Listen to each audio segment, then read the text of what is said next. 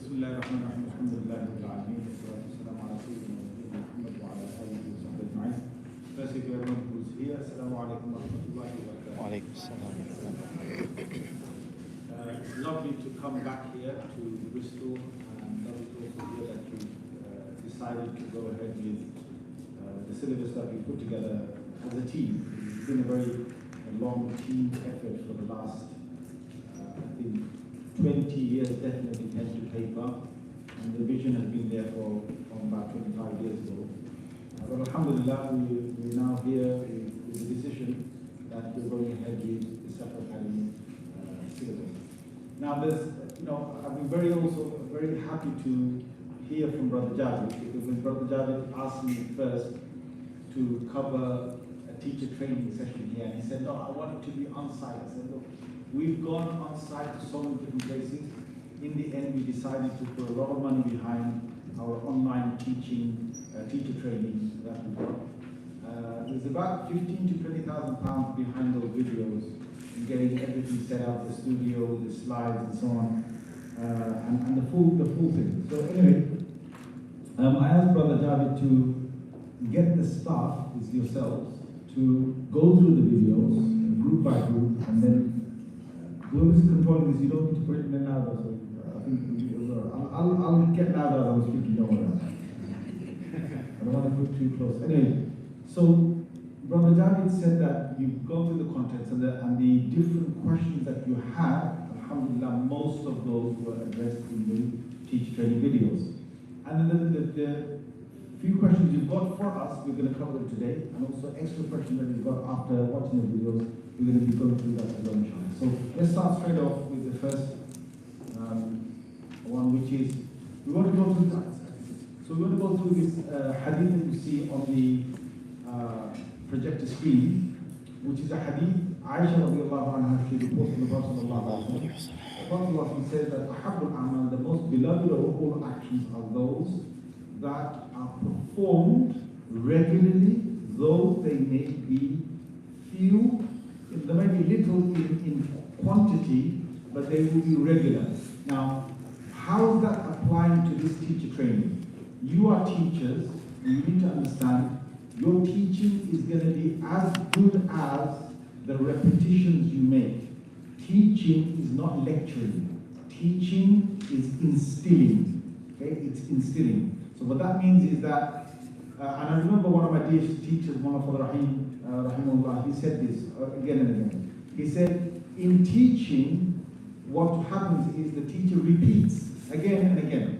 And as he repeats, what happens is humans, when you hear something first time, it goes in your mind, but then after a while you forget. But those things you heard again and again and again in your life, you tend to remember those things, for your life. If you look in the Quran, Allah Azza wa Jalla didn't say once. He could have said once in the Quran. He would have sufficed for us to say, Inna Allah ala kulli shay'in qadir. Surely Allah has power over everything. But what did Allah do? Allah repeated this part of this particular verse again and again throughout the Quran. He even said, Innaka ala kulli shay'in qadir. Sometimes you, O Allah, you're the one who has power over all things. Sometimes he said, Innahu. He is the one referring to Allah again. But he repeat, oh, Wallahu ala kulli shay'in qadir. Allah is the one who has power over everything. Why did Allah repeat this? And similar verses like Basirun, Allah sees everything. Sami'un, Allah hears everything. Once would have sufficed in the Quran if Allah said, but no, Allah repeated. Why? Through repetition, teaching gets instilled. So whatever you're teaching, do remember that. And remember that whatever we are giving them, and the Safar syllabus has been created that way, that anything you're teaching new again will be reinforced again in the future. So you find that throughout your teaching, whatever you taught of Salah, things continuously add on. And when you've got to a certain stage, you'll see revisions appearing in the beginning of the first 2 weeks of your teaching. Those revisions again will capture those essential information that you want your students to remember. Now, how do we engage young learners? These are part of your questions that came to us. How do we engage these young learners? So you've got a number of things. Like if you've gone through the teacher training, something different from the norm that you do. Can you take this? How long is this? I can walk away. Okay, so you're going to plan plan your lessons and you're going to do it in a way where you come to the lesson with something that your students are going to remember that lesson. Okay? This is you. Your planning has to be done. They say, if you fail to plan, you plan to fail. If you fail to plan, you plan to fail. So coming in that lesson, this is your, how long is your Islamic studies lesson in BTIT? An hour? Hour 15 to hour 30. Hour 15 to hour 30. So look, for 1 hour 15 minutes, I've got to have a full lesson plan, and our teacher training will tell you to do this. So you've got to have the beginning. How am I going to open this lesson? How am I going to introduce this lesson to my students? Let's have a quick 5-minute about the quick, aims, objectives, or the summary of the, of this lesson. Thereafter, I'm going to go to the main part of my lesson. How am I going to deliver it? What activities am I going to use? Now, with this, again, the teacher's guide that you got for each of the different years, if you've read that properly, you can choose how many minutes you want to use of what activity. You don't have to use all of them. So you don't have to use every single thing that we've suggested. You can use one of them. They'll give you ideas. So you say to yourself, 10 minutes I'm going to do this, 15 minutes I'm going to do that, 20 minutes I'm going to do this.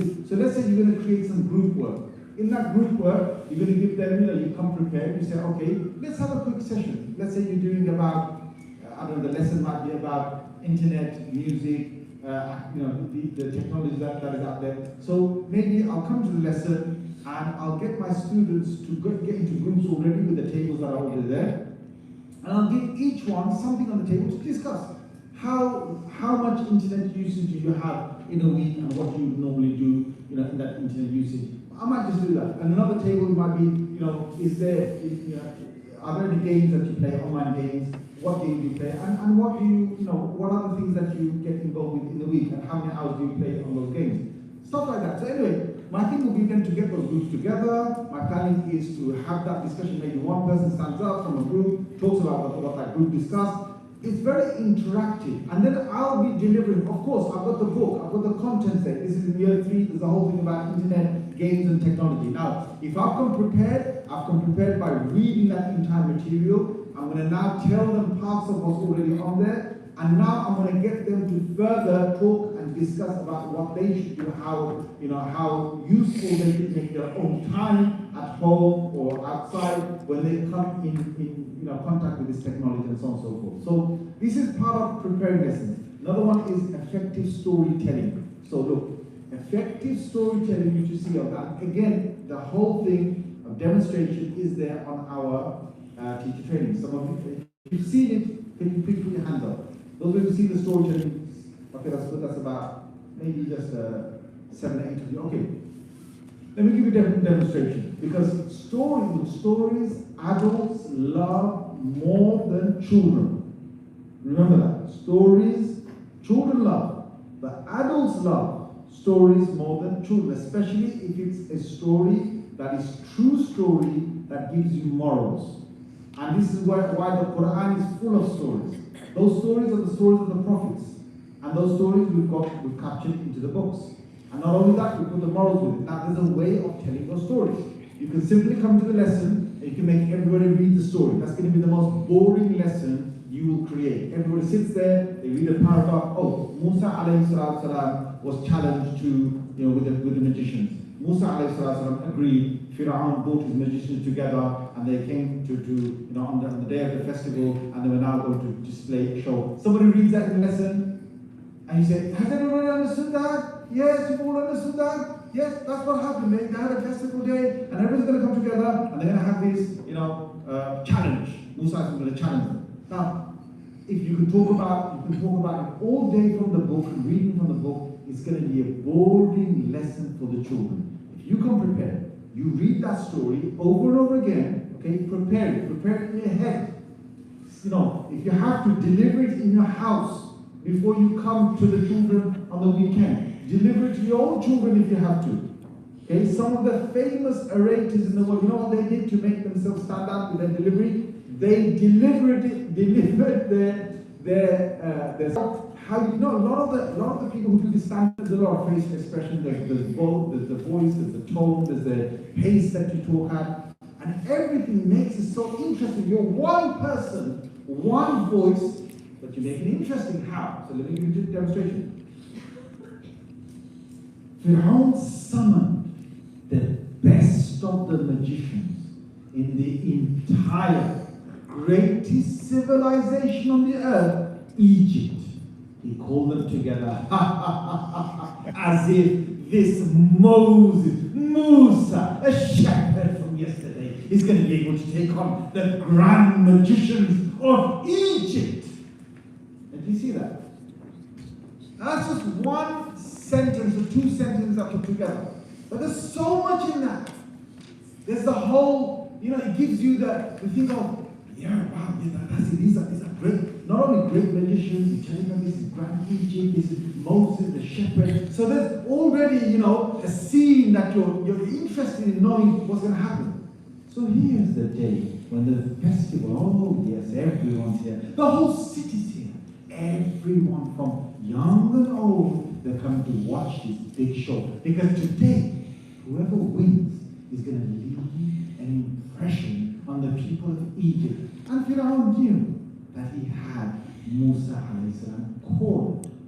And Musa himself, he feared in his heart what is going to happen. So Allah Azza wa Jal, he gave content to Musa alayhi salam. He said, don't worry, the moment will come. And that moment came. When all were there present, Pharaoh, his whole army, his soldiers, the general public, everyone was watching in the middle, a large circle, and the magicians came with their sticks and their ropes, and they threw them onto the ground. What did they see? They saw snakes, cobras, pythons, great snakes, small ones, all moving around. An amazing presentation they gave. And Musa, when he saw that, he was struck with fear. What did he do? Allah said to him, Musa, don't fear. Take the staff. Just throw it onto the ground.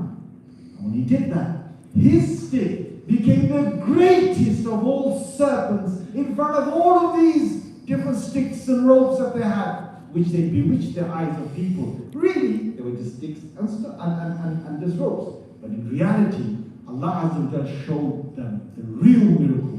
When that great serpent came up and went, and he sucked in all those ropes and sticks inside it. And Musa just touched the snake, turned it to the staff, and everyone was gobsmacked. They looked. The magicians didn't know what to do.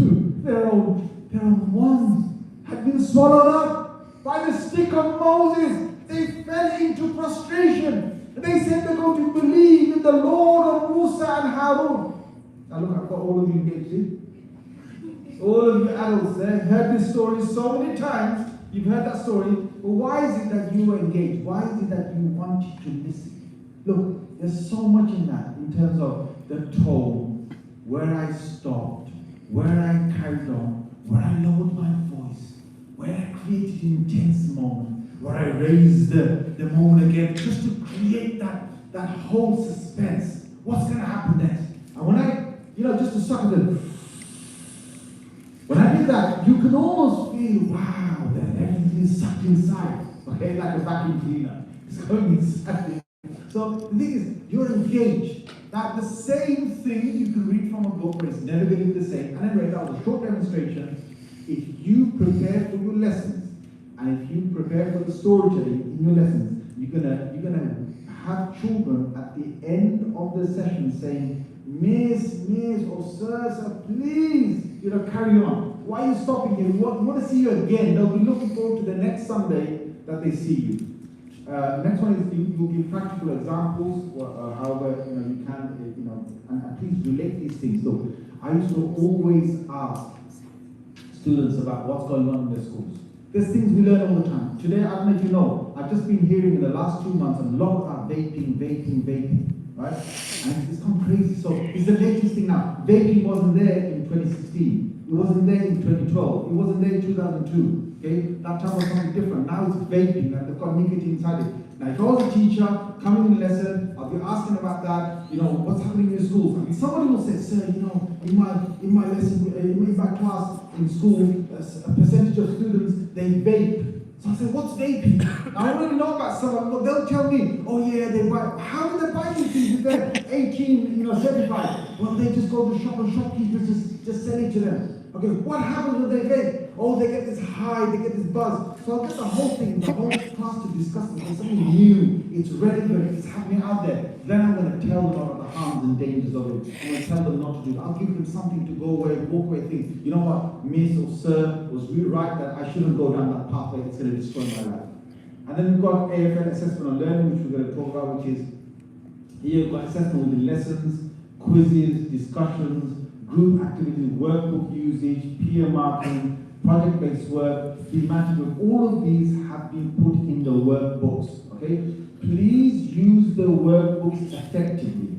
One of the questions that came to us is, how do you check like the progress? How do you get the students to read the textbook at home? It's very simple. If you get them to complete the workbook material that we've got, 100% they have to read the entire chapter. There's no way you can answer those questions without reading the material. So you'll have that all covered.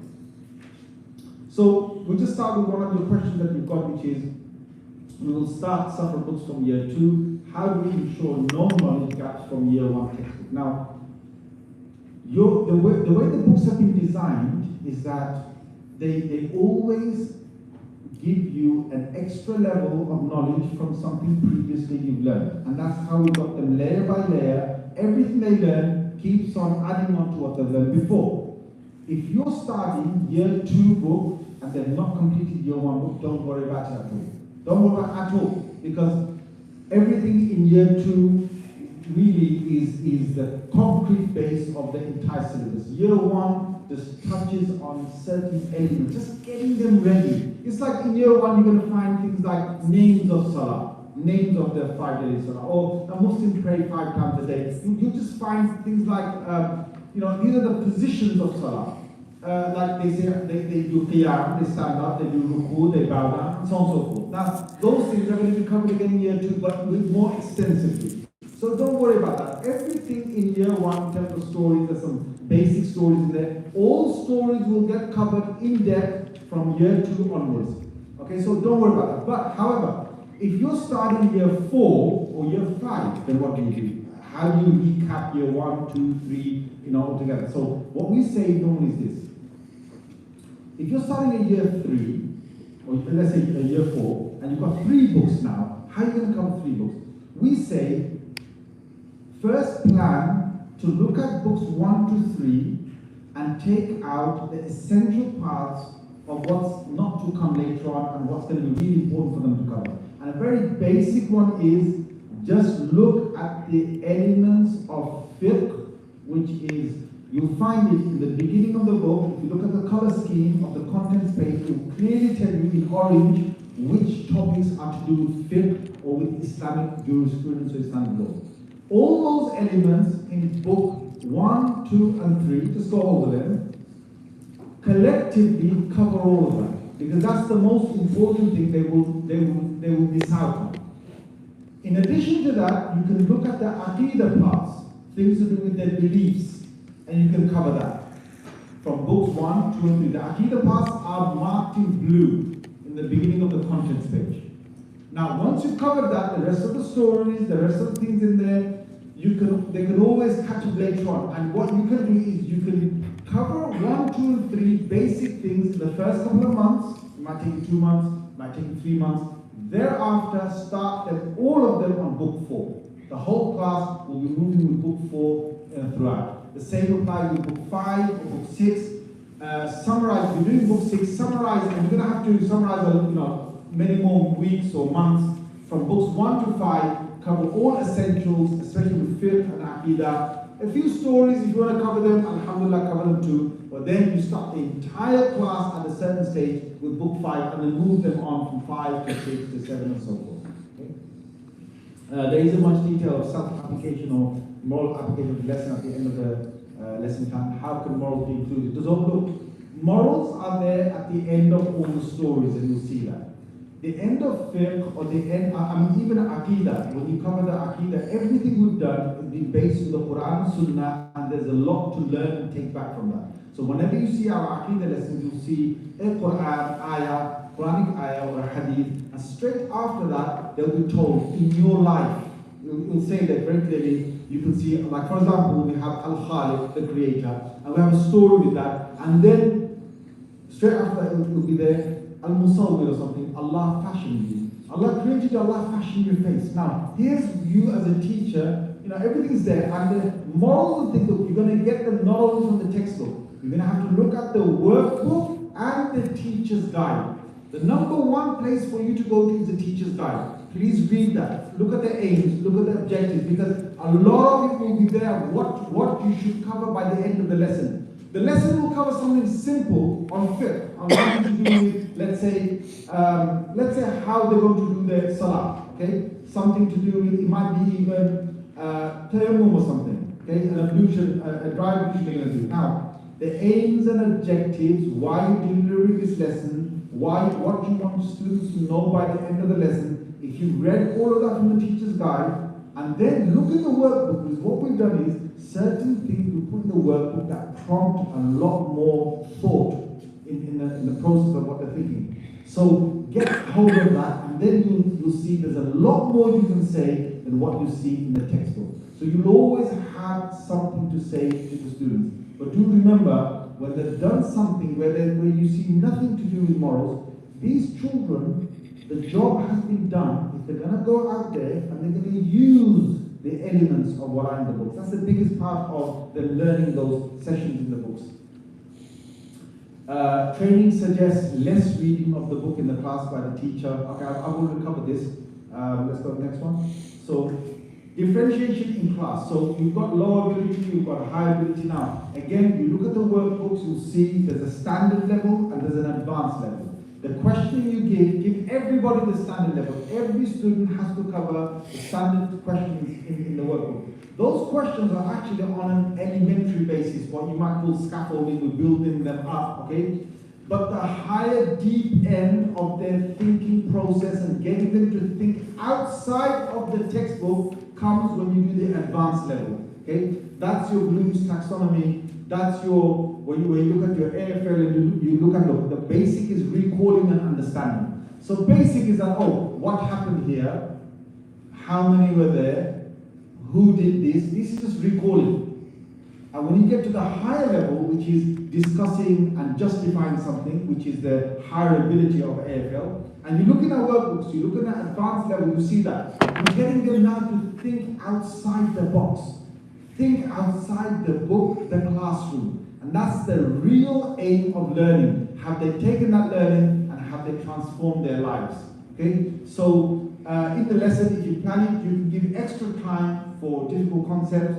You can prepare extra resources to challenge the higher ability. So if you've got a class and you think, okay, I've got 20 students here and I want to split them up. These 8 are advanced and these 12 are the standard. So you should plan your lessons in a way that when it comes to doing those group activities, the advanced session or the advanced groups, they can think on an advanced lesson just by your preparation, just by the questions that you give them. Because you'll give different questions to different tables for them to have a discussion. And again, you can factor all of this in if you plan the lesson well. Okay, so we've got exam papers that will be given at the end of the year, and they are automatically emailed with Brother Mubin and the whole team out there. They get these questions, and the questions are actually being prepared from now. There's a lot of preparation to those questions because every year we make a unique exam paper. So that will come about in May time.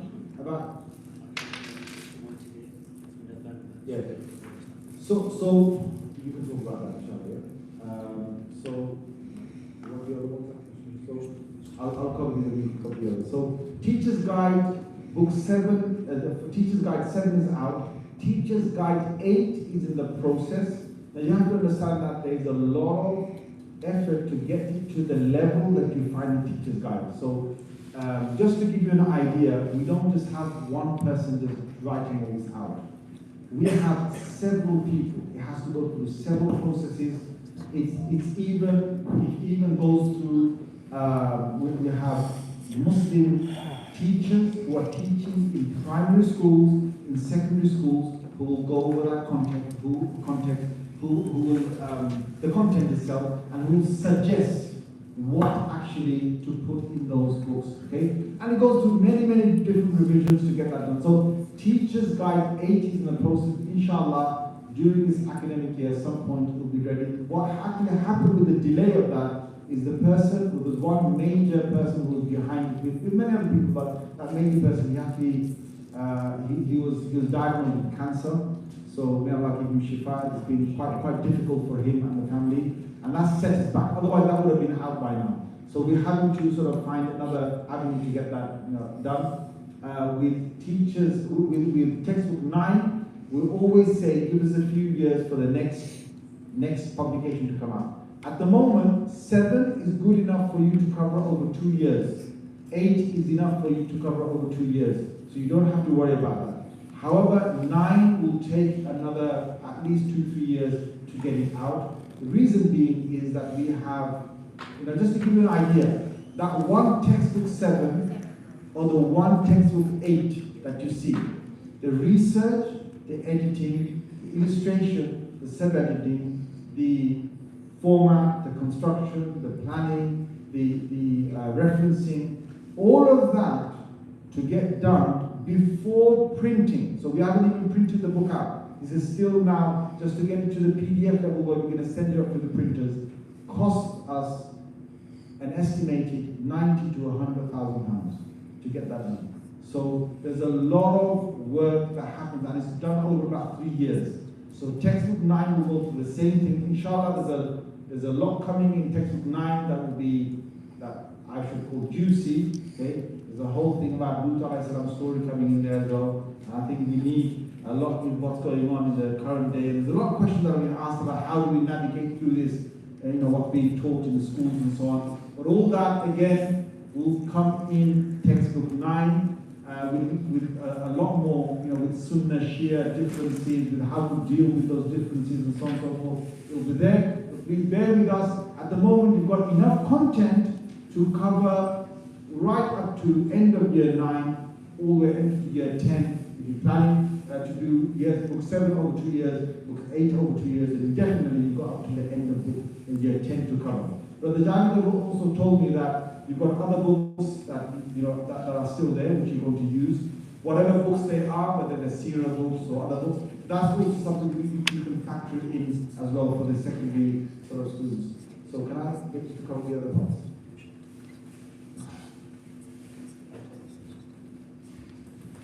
Assalamu alaikum wa rahmatullahi wa barakatuh. Can everybody hear me okay? Yeah, everyone can hear me? It's audible? Okay, Bismillahirrahmanirrahim. And so Shaykh mentioned, Shaykh discussed about the Teacher's Guide 8 and the textbook 9.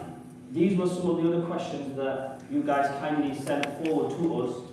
At the start, what I'd like to suggest also is that this is not just the one avenue to share questions. Alhamdulillah, we've got a very good relationship with Jabir Bhai and with Shaykh Ridwan. If throughout the academic year there are other questions that may arise, and naturally that might happen, we've got a whole team who provide that support to teachers. So please do speak to Shaykh Ridwan and Jabir Bhai and share across these questions, and we'll try our best to answer them, inshaAllah. So Shaykh talked about the exam papers. Again, we'll make the exam papers available for you. I believe your academic year starts in January, and we will share that across to you. So the exam papers come with mark schemes and with some guidance as well. And the whole reason why it was done is to make life easier for teachers like yourself and across the world, because it's hard when you have got full-time jobs and so many other commitments to then write a paper, etc. So please make God for the team who actually prepare that. Past papers, again, will be shared across, so you can use it as part of your half-year exams or just as extra revision within your classrooms or as homework. That was another question that was raised via the team, alhamdulillah. So past papers and all of the stuff that we mentioned here, I will share it across with Shaykh Ridwan, who will then cascade it to you guys, I'm sure, in a relevant manner. Revision guides, this is really important. We've actually spent quite a lot of money and time on a platform called the Suffer Teachers Toolbox. And that toolbox, ultimately, it's like what you would expect in sort of mainstream schooling, where teachers from across the world would go and upload their resources, and the more resources that we get uploaded on there, it just allows teachers from across the world to access. And it becomes a sort of continuous sort of charity as you as teachers, as Sadaqah Jariyah, other teachers across the world who may also access those resources. So I would like to say, if teachers from from this institute want to upload resources, please do so. We have a level of checking that we do before we approve the resources. But alhamdulillah, there are already so many resources available that you guys can access. So, for example, you may be teaching in year 3 the story of Nabi Musa alayhi salam. You can go onto that resource toolbox, as Shaykh mentioned about planning, and just type in Nabi Musa alayhi salam, and you will find resources, activities, exercises that you can print off, download, and use in your lessons as extra activities for your students. So I'll share the link with Shaykh Hasan, inshaAllah, but please do access it. And a request, please also upload resources on there, inshaAllah. It'll be a Sadaqah Jariyah for you guys. One of the questions was raised about training quizzes. So alhamdulillah, many of you guys have gone through our separate training platform. At the start, what I'd like to say is the platform is actually going through, at the moment, what you're seeing is version 1, you could say. Alhamdulillah, as Shaykh mentioned, we've invested a lot of time, effort, and money into it. It's actually now being totally revamped to, I would say, a version 3, which will have the whole suite of quizzes, timestamps, assessments. So inshallah, make dua. I've spoken to the team before I actually got onto the train yesterday, and we're hoping to have that available by mid-November. So I believe your academic year starts in January. It will allow the teachers some time to go through some of them in bite-sized modules with quizzes. And again, I will share all of this across to Shaykh Hasan via the necessary method, inshallah. Training certificates will all be a part of that. And what's even amazing, I believe you guys have got a lower school and an upper school. The head of your lower school will have access that he can see which teachers have completed which modules, who's clicked on how many videos, and just as a way, because we within our academies, we have 5 academies, and it's a challenge to get teachers to complete it, because naturally very busy. So it's a way just to motivate and a way to give some sort of oversight for the management to see who's completed which modules, etc. Inshallah. And the best way that we found it, and Shaykh Hasan mentions it quite a lot, is split it up into small brackets. Instead of saying, please go complete the whole training, take a module at a time, or maybe even one video at a time, and give a 3-4 week timeline, and then have like a discussion in the class or with the teachers, and build up slowly. And it's not just a 1 week, let's complete all the training. That's what we found that works well, and other institutes from Oldham, we have a visitor that they have done in their Madrasah that also works well, inshallah. So that's just advice for you guys, inshallah. Just to add on to that,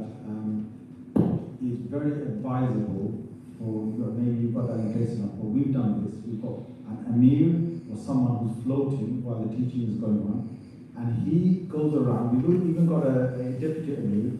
They go around and they see that training the teachers have done, they're implementing it while they're teaching. Because it's like when you learn how to drive, you can do the full driving book, or you can go online and do the full driving course, right? But once you sit in the driver's seat and you're driving, you still need an instructor next to you for the next, I don't know how many hours, right? Every week you have another hour, 14 weeks, 15 weeks. He has to, you forgot to look in the mirror, or you forgot to signal, you forgot to get this right. So it takes time to implement all of this. So if you can have someone who's trained in this to go around, or who's better at it, to see the new members of staff adapting themselves, it will be fantastic. And that's what we do in Suffolk Academy.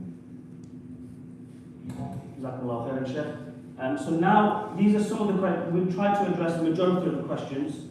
One central theme came out from the feedback, and I think first of all I'd like to say the syllabus review committee and the sort of documents that you guys presented, mashallah, were very, very thorough. And it kind of just showed how much time and effort the team placed before choosing the syllabus.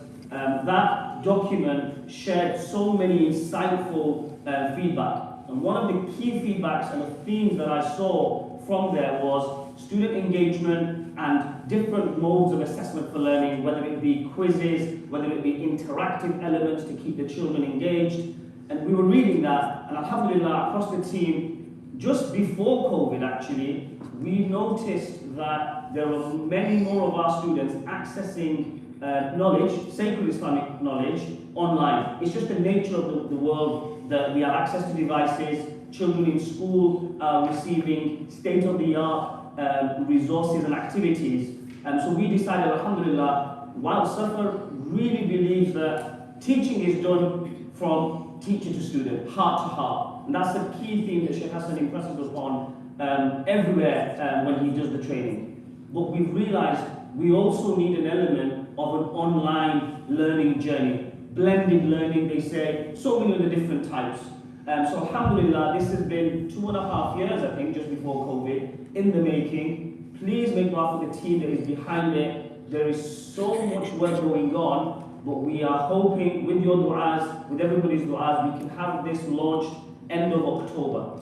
So what I'd like to share with you guys is some of the stuff that we have prepared as part of our online learning platform, which we have sort of titled it Independent to Suffer, called Journey to Jannah. And the reason for it is because whether you're using the Safar syllabus or not, this can be your sort of online learning companion for you to use not only in your classrooms, but also with your parents, your siblings, or in other sort of settings that you may have, inshallah. So please make dua. I'm just going to show you a few screens of how this looks, and hopefully if the tech is working okay, a bit of a show and tell.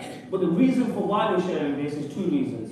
First reason is this was the feedback that we received from the students at the institute here, that quizzes, online interactiveness is really needed. Alhamdulillah, this is something that we've tried to work on. And secondly, it's a bit of an exclusive for you guys, alhamdulillah. We put so much effort into the syllabus review that we wanted to show you this early doors so that you guys can plan and get it ready, inshallah, for January when your new academic year begins.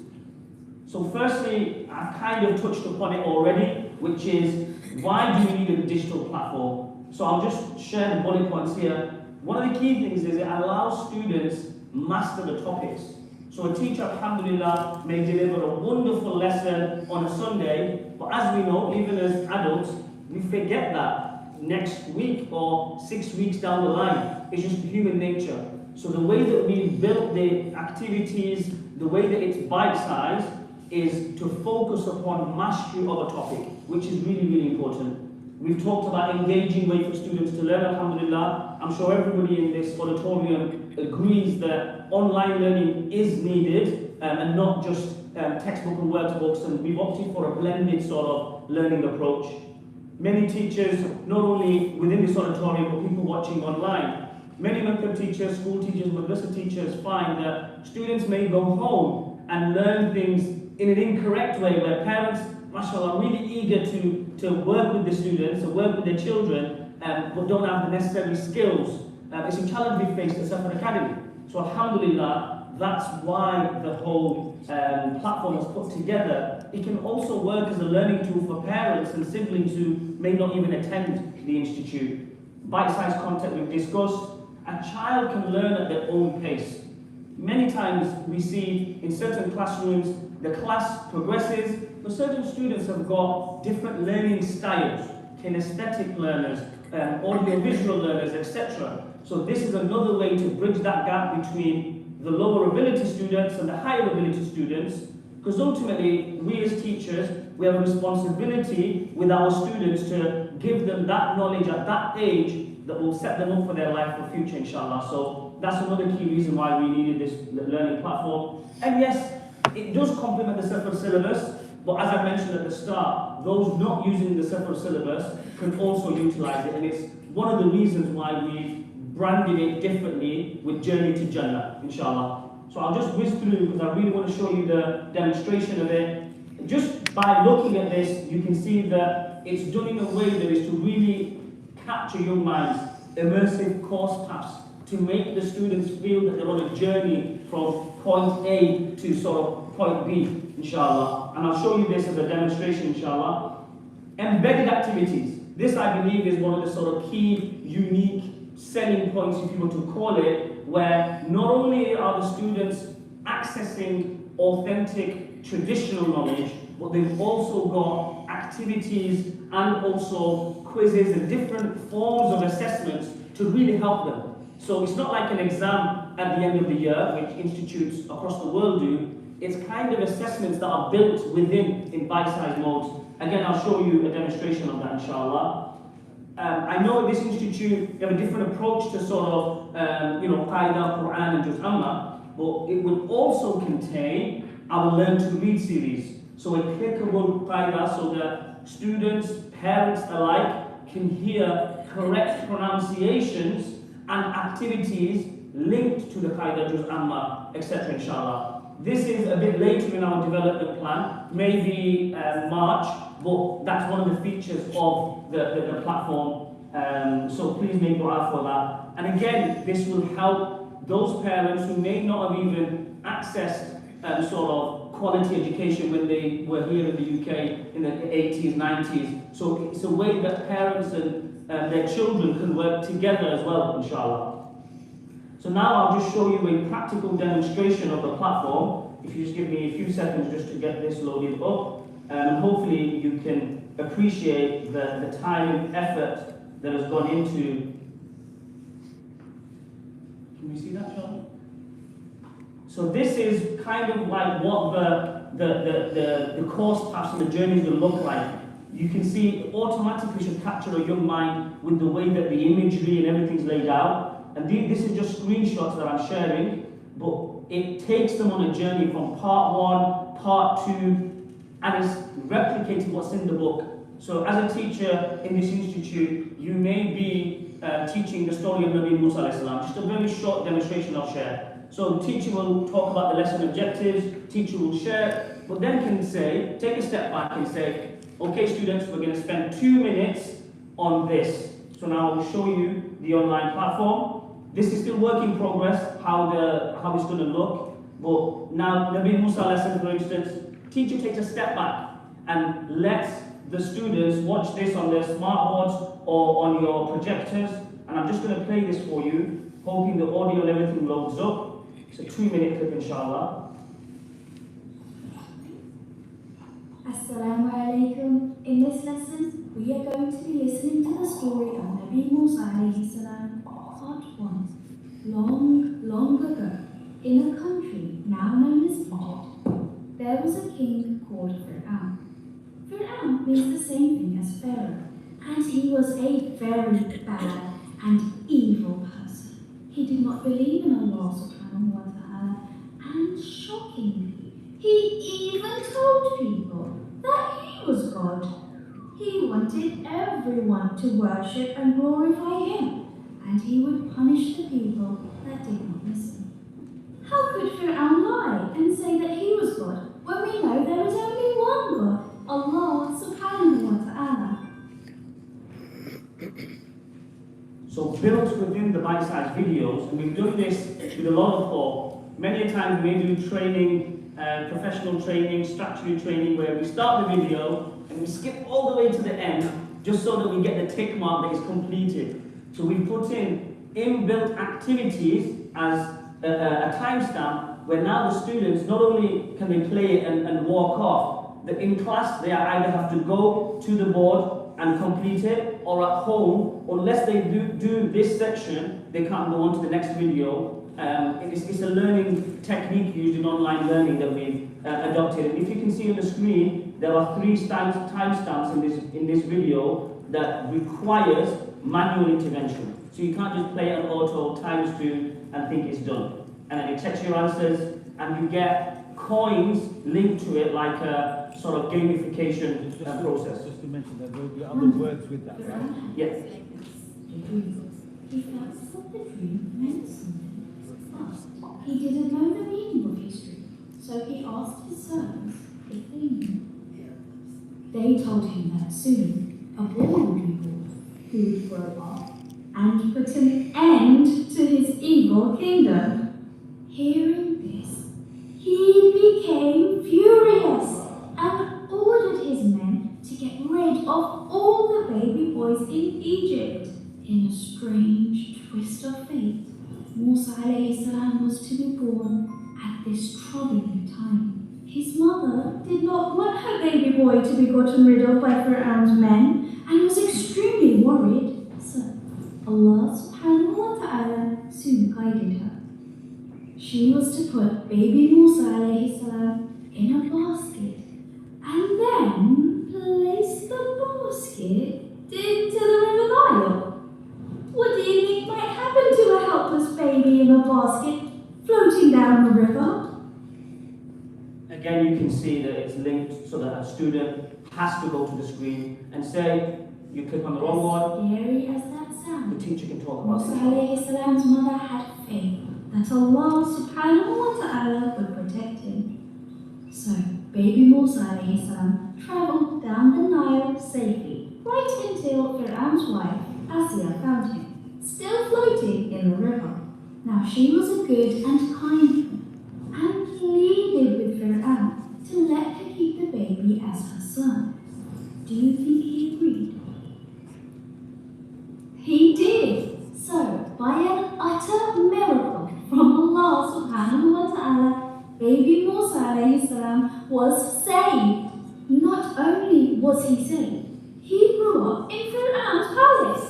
The very man that had commanded his followers to get rid of all the baby boys was now helping to raise him. What a twist! Musa alayhi salam's adventures continue in part 2.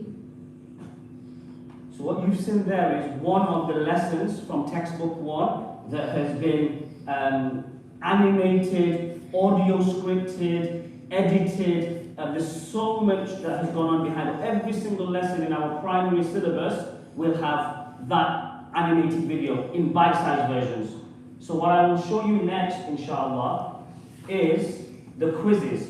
So this was one of the feedbacks that was raised from this institute about how can we have more quizzes in lessons and ways to engage young learners. Many of you, I'm sure, will have heard of a platform, I think called Kahoot. We've tried to apply a very similar approach to Kahoot, but it's all custom built from our own technicians, inshallah. So this is a quiz, and once the quiz starts, you have questions. Whoever responds the quickest, say I click this, now it will tell you that you've lost your streak, like in Kahoot, where the more streaks you have, the higher points and scores you get. And then we move on to the next question, etc. So this can be done either in class as a group exercise, or teachers can actually tell students, please go home and attempt the quiz, and teacher will have access to see which students have completed their results. We only showcase the top 4 students, because we know we have our own institutes. It's never nice to actually share that a student is at the bottom of the league. So there's so much thought that has been put into every single angle so that it is accessible for teachers in class, but also accessible for students at home, inshallah. And as you notice, you get points and coins, which all add up to, which I would hopefully like to show you, is this, where it's a whole avatar system. So we know that our children are accessing all of these games and so many things where get so many coins, build an avatar. This is still development in process, but there'll be things like with their coins, they can buy a rucksack. With their coins, they can buy Islamic books. With their coins, they can buy a miswak. But it's up to them what they choose their coins on. And as a teacher, you can see how your student has built their avatar, and it's just a way to keep them really motivated, engaged. Gamification is a big terminology used in the online learning sort of platform. I'll just have a look to see if there's anything else that I've missed. Okay, so I showed you Nabi Musa alayhi salam, which is a story, and that is quite easy, you could say, to see as an animated video. But how can we deliver fiqh, which is sometimes seen as like a dry content, in an online bite-sized version? So this, I believe, is from textbook 5, types of rulings. So I'll just showcase you this for 2 minutes, and then we'll just wrap up and I'll let Shaykh talk a bit more about the final part of this training session, inshaAllah.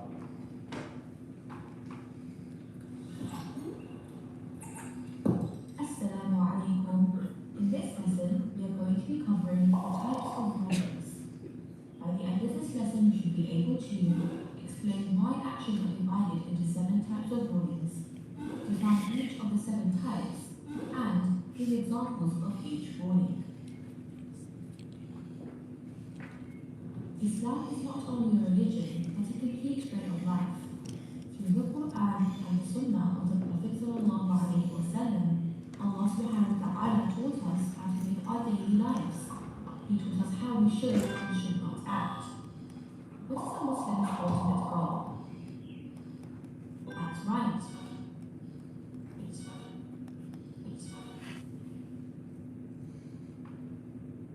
Its goal should be to live in Jannah in the afterlife. To attain Jannah, we must perform good deeds, as instructed to us by Allah subhanahu wa ta'ala and the Prophet ﷺ. To make it easier for us to understand which actions are more important than others, scholars have divided actions into 7 types. Knowing these help us to know what actions we have to do and what actions we must stay away from. It also explains things that we may do and things that are best avoided. The 7 types of rulings are fard, wajib, sunnah, nafil or mustahab, mubah, makruh, and haram.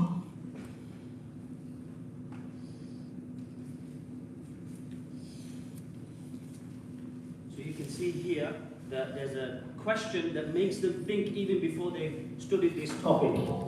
So again, I've just chosen the wrong answer, but it tells us how we should look at how we should understand that question. And there's these inbuilt activities across every single bite-sized video. The first type of ruling is fard, which means obligatory. It must be done. A fard action is a command from Allah subhanahu wa ta'ala and is usually found in the Quran or the Sunnah of the Prophet ﷺ. Fard actions are a part of what form the foundations of our belief in Allah subhanahu wa ta'ala, so a person must believe in them. The key example of fard actions are the 5 pillars of Islam. Place each label under the correct corresponding image. I'll just pick random, inshaAllah, so that we can move on.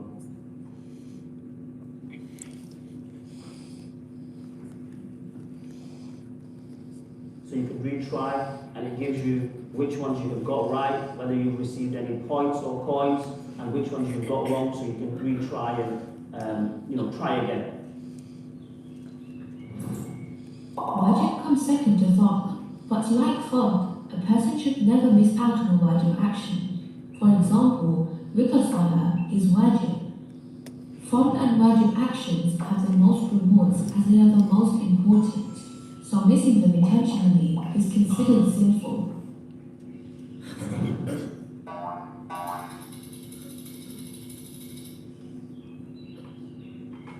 So that was just a quick demonstration of how the fiqh lessons can be done in an engaging, interactive way, but not something that is dry where you just see bullet points and fard is this and wajib is this, etc. There is a need for certain times bullet points, but we felt that to teach fiqh, we have to bring it in a way that the students don't just get used to sort of parrot fashioning and remembering these bullet points, but not understanding the reasons for why it is and further thinking, inshallah. So ultimately, this was just a very short sort of demonstration for you guys. There's so much more as part of the platform. I've not showcased how a class is set where teachers can see it, where teachers can see how their students are progressing in leaderboard. That's all still work in progress. But this is the dashboard that I wanted to show you.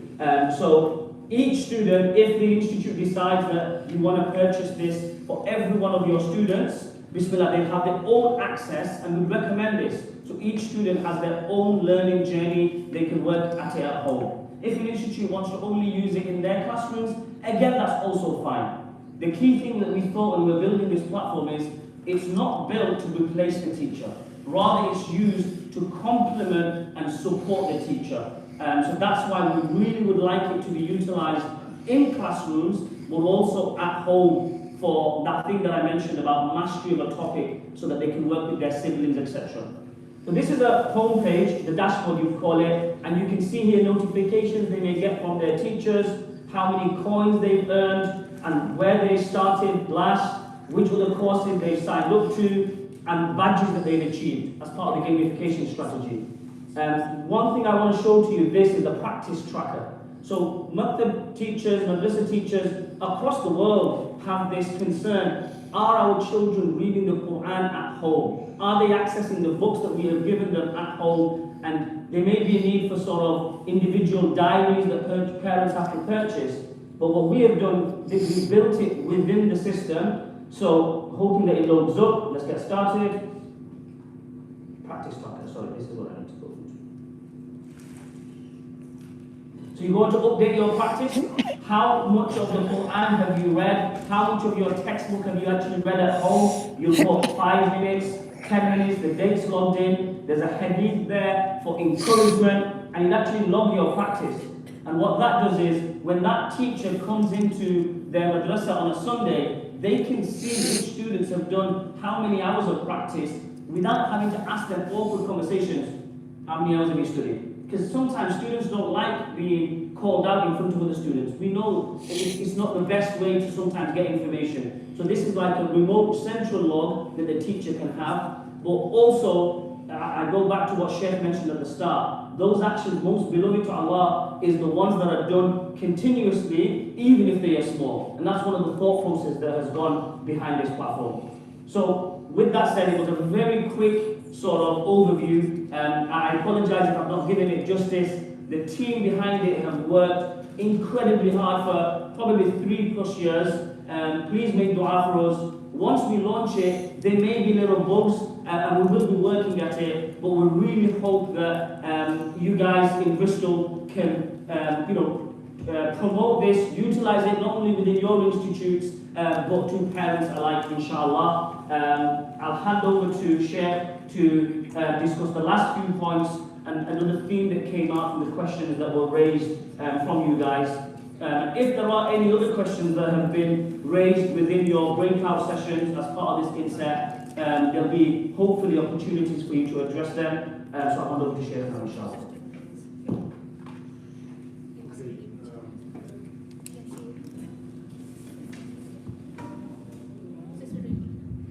Okay, so we've got to what, 12:30? The time already. 12:17 now. Now, what time do you have to for us to be? For us to finish.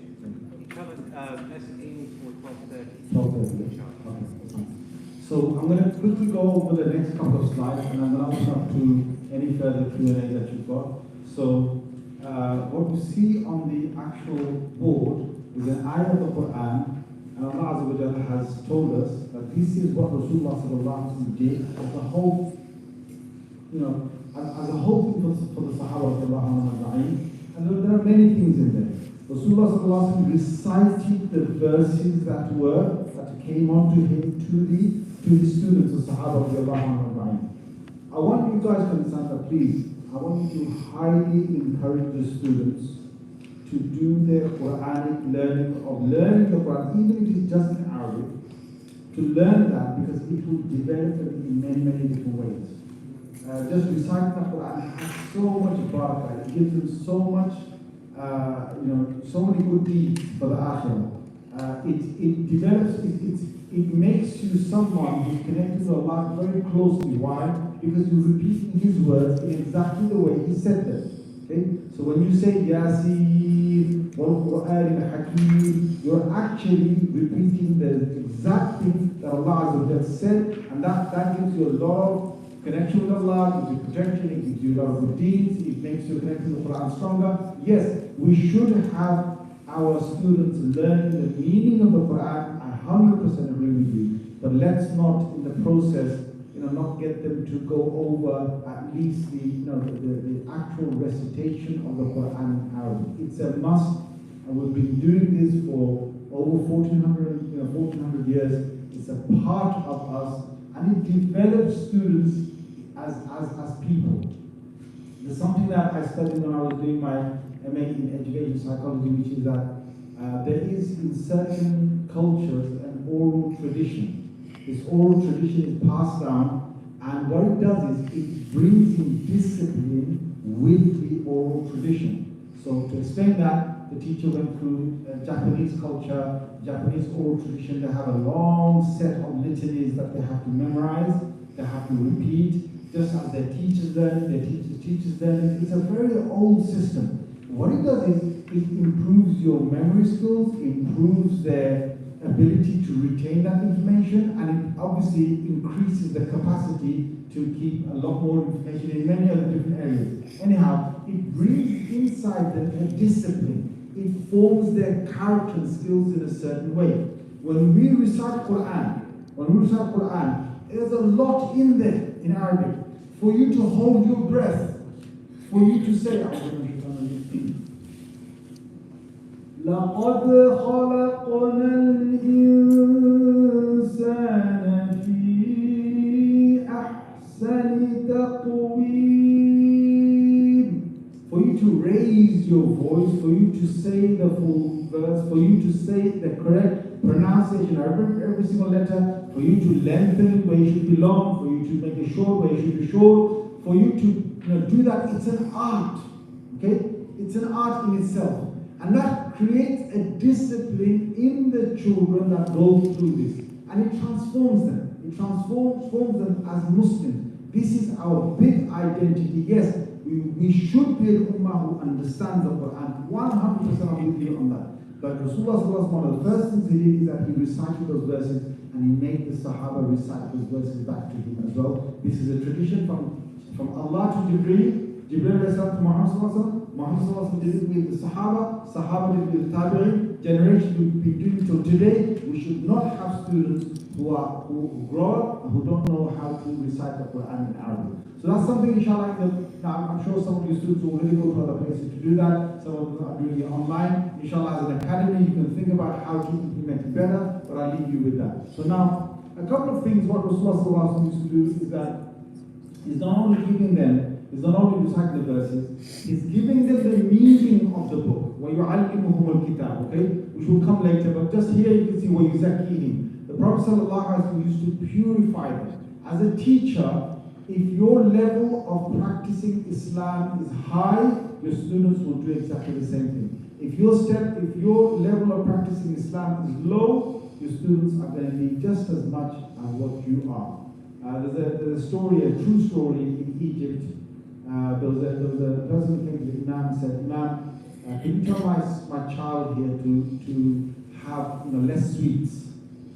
Okay, not to have too many sweets. So the Imam said, come back to me next week. Come back to me next week.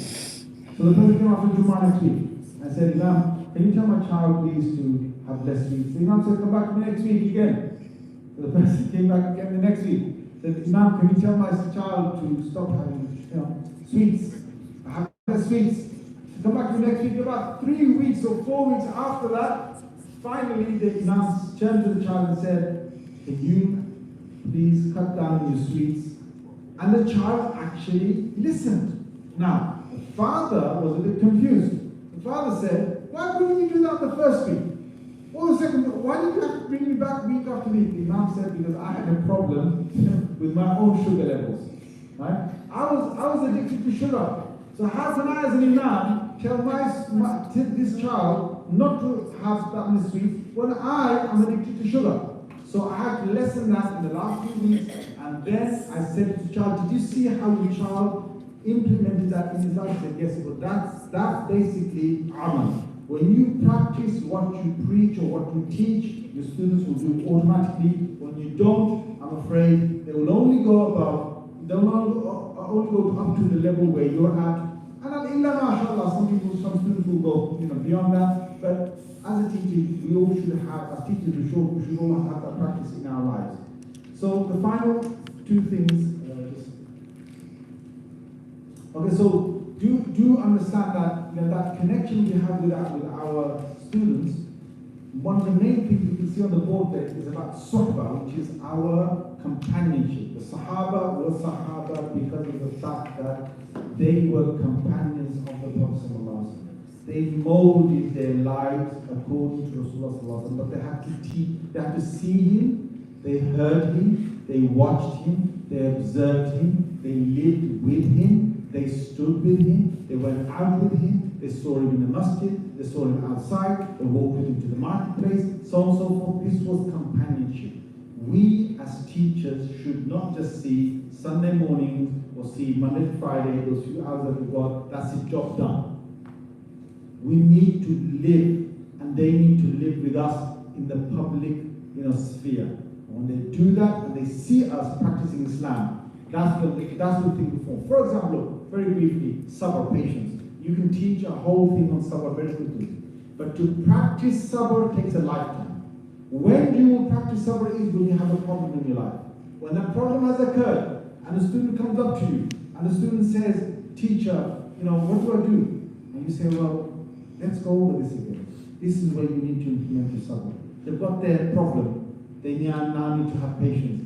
That's what Rasulullah did with the Sahaba. It was live examples. Things were going wrong. And that's what we told them. Have tawakkul on Allah. Depend on, this is where you now practice what you've learned. So this is real learning. Rasulullah didn't teach them the meaning of the book. He taught them what the book is saying. And this has to be something. Look, I'm going to ask you teachers, look, this one question. How many of you have in your life at least once gone through the entire Quran meaning in English or in Urdu or any other language you understand it? How many of you have gone from cover to cover once in your life? Cover to cover you've done it, please raise your hands up high. High. High. Right, there you go. There's 6 people, 7 people out of, how many we got here, 45 or other people we got here. That's the reality. There are 50 people I think here. That's the reality. I need to look. You've got Quran there in English. You've got translations, you've got tafsir, you've got so they're all over the market. You've even got it online. If I haven't gone through the Quran once in my life, in a language that I understand, what will I say to Allah the day of judgment when He asks me, I said to the book, did you actually understand? Did you actually go through the message that I gave you? Did you understand what I was telling you? I mean, what will happen to me? What will happen to you when that question is posed to us? And for my own good sake, should I not go through the contents of the Quran once in a lifetime? Right? You could do it over 3 years if you just do a page a day or something of some Quranic sort of studies book. Anyway, the final thing that the Prophet did pass on to them was hikmah, which is wisdom. When to act upon the knowledge that you have, how much to act upon it, when to stop, when not to act upon it. This is all hikmah, this is all wisdom. When to apply what you know is wisdom. An example of that is Rasulullah said, Man ra'a minkum munkaran falyughayyirhu biyadihi. Prophet said, whoever of you sees an evil, you should stop it with your hand.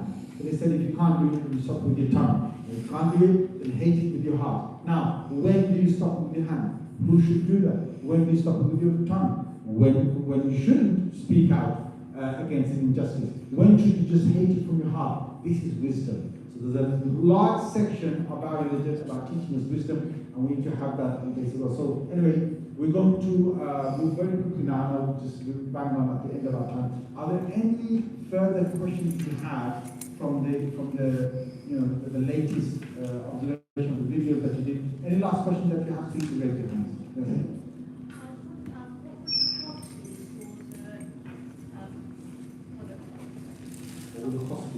So I was actually thinking we've not even got down to working out the costs. We've spent so much on the platform over 3 years. We're kind of toyed, because Safar Alhamdulillah, a not-for-profit organization, everything that we do is we invest it back into creating further resources. So a few years ago we launched Dua and Surahs app, which cost in excess of £70,000 to £80,000. This one has exceeded that by far greater, because every single lesson, I believe we've got like 148 lessons, have been animated, edited, audio. So we're kind of internally having a discussion about how can we price it in a way that is accessible but also in a way that we can also continue to create further resources.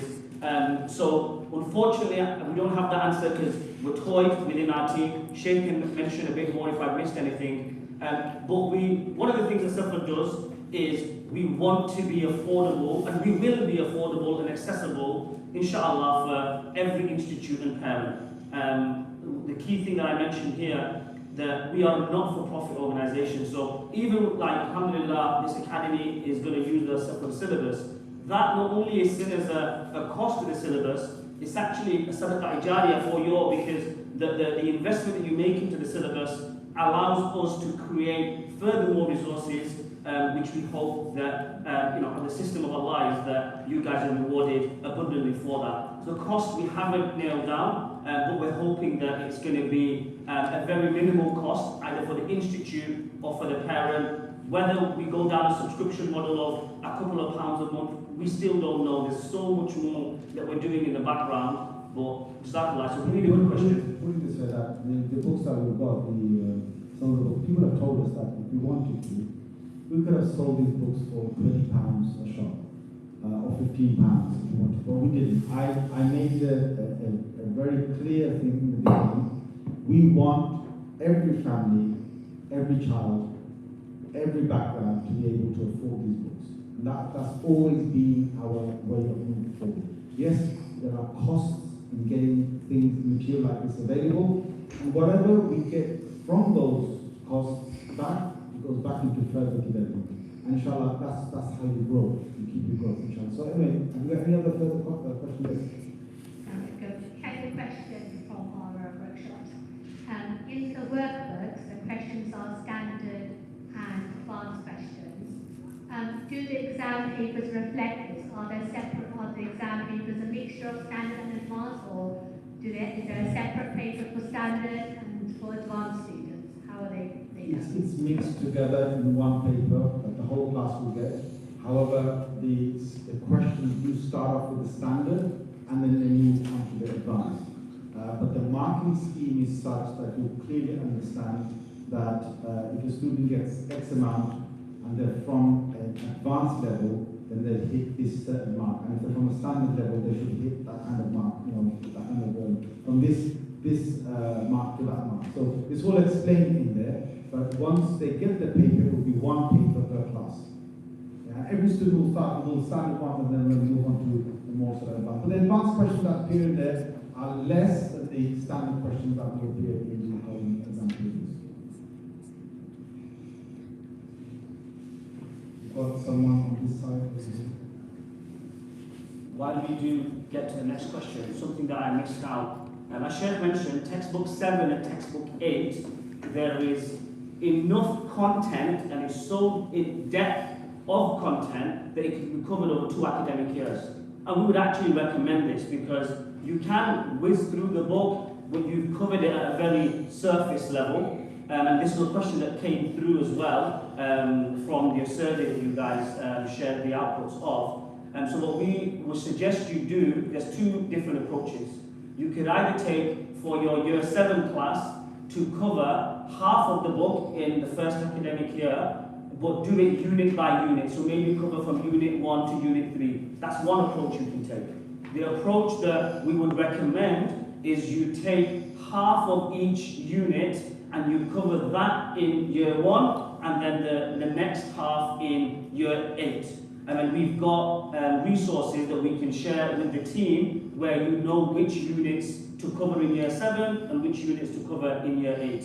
There's the first 2 units, we recommend that's studied in the first year because that's essential knowledge, so that we recommend you cover that in that first year. So that was a question that was raised.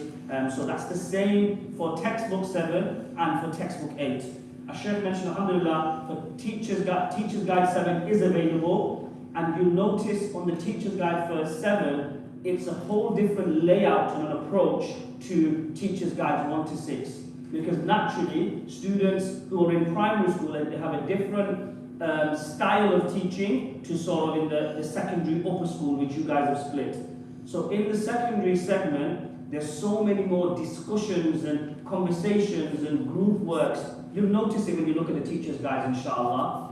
And in the absence of teacher's guides 8, you can take so much inspiration from teacher's guide 7. It will help you. I know that we don't have teacher's guide 8 yet, but you can take that inspiration and that approach from teacher's guide 7. And we also have another implementation guide for teacher's guide 8, which we'll share. So whoever is teaching textbook 8, if that is a book that you guys are going to use in this academy, yes, we know teacher's guide 8 isn't there, but there is plenty of other resources to help you plan your lessons, inshallah. It's something that I missed earlier that I just thought I would share. Just on a note on that, the reason why we put 7 and 8 like that is because across the country we've got a lot of students that leave, unfortunately, leave at the age of 12.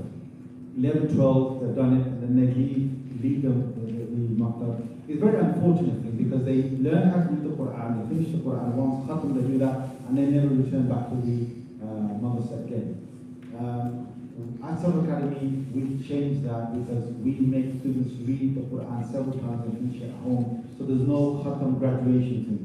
The next thing is that once we complete the entire syllabus, what we're going to do is that we're going to split, we're going to put these books 7, 8, 9, whatever, into exact years that can be covered. But for now, we put 2 books out there because if students are leaving, those teachers can cover whichever contents they deem necessary, and then the students are going to obviously leave. The question from here, please. Can we make voluntary contributions like sadaqah towards these projects so that it will inshallah become sadaqah jariyah for all of us here and our families as well? Okay, exactly. So later on, I'll get Brother Kareem to share the. We do have a whole donations sort of section. I think when we started off the project, we did go around the country. We did ask and we appealed for donations. We even came to Bristol, I remember, 2013, I think it was. Can't remember which masjid it was, but we took forms from different parts of the country.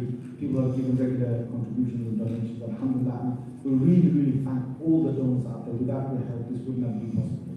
And yes, we'll share that if anybody wants to still carry on. These days, what we do is we've taken less donations. These donations are welcome, but whatever monies we've actually recouped from selling the material, we've always poured it back into recreating more material. There was one question that Shaykh Hasan mentioned, which was about teacher's guides in editable format. So if you look at each teacher's guide, in the back there is a blank teacher's lesson plan that any teacher can use to help them plan their lessons. And I mentioned earlier how we have the teacher's toolbox. So on the actual toolbox itself, there is a teacher's guide, there is editable, so each individual teacher can customize their lesson plan according to what they're delivering. And in a longer sort of roadmap of stuff, as you may appreciate, we have so many ideas and so many things that we have that are valid to implement. Because our team is small and because of certain focuses that we've got of textbook 9, etc., we sometimes can't implement everything as it happens. But in the long term, we are hoping to have editable online teachers' guides as a digital version that teachers can sort of access and utilize. But in the absence of that, as I mentioned, there is blank teachers' guides at the back of each teacher's guide and also lesson plans on the online portal. I'll just quickly demonstrate it if I can, inshallah. It'll be good to showcase. Okay, that's fine. So I'll share it with Shaykh Hasan that we've got a teacher's toolbox. So you literally can go in there and type in whatever lesson you're delivering next Sunday, just for some inspiration, and it will just pop up. But I do have to add that caveat that the more we get uploads from external institutes, the greater it will be. Alhamdulillah, from our academies, we've got dozens, if not thousands of resources on there, but inshallah we want it to be in the hundreds of thousands so that teachers across the world can access it, inshallah. So with that said, I thank so much to the committee, the organising team who have invited us. It's been wonderful. It was classed as a training day. ultimately there's so much to do, we can never cover absolutely everything. The online training portal is probably your first access point, and please do go over them in detail. Any questions you may have, please let us know. Our team will be able to support you wherever we can, inshallah. So thank you so much. I'll just add Shaykh to say final few words of the dua, and we can wrap up, inshallah. I think we're finished here, inshallah. So may Allah Azza wa Jalla make it a successful day for us, and a successful future for all of us. Subhanallah wa bihamdihi wa la ilaha illa anta astaghfiruka wa atubu ilayk.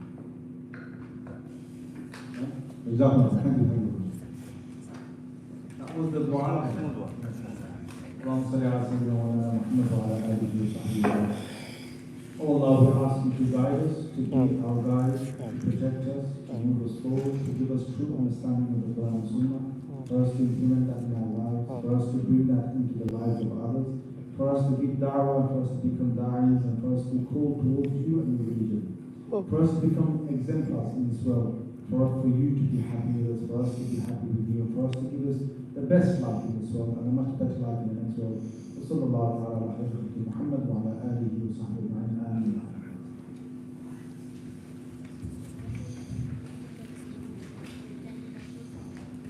Jazakumullah khairan to Shaykh Hasan Ali and for the Nabeen, mashallah. A lot of knowledge has been shared today, inshallah. Hopefully we'll share some links with the videos that have been recorded today, inshallah, with the rest of the staff. And also for staff members, want to go over this video to get more information later on, inshallah. So we really appreciate your attendance, and Jazakumullah khairan to the guests from Green Bank Plc for joining us as well. Really appreciate that. We have now finished with the workshop, the presentation and workshops. The day is over. We will be setting up for lunch now, inshallah. So the brothers, if the brothers can remain in this theatre hall, inshallah, the food will be brought over here for the brothers. The sisters, inshallah, if you can kindly make your way over to the Beacon Center, then we will, inshallah,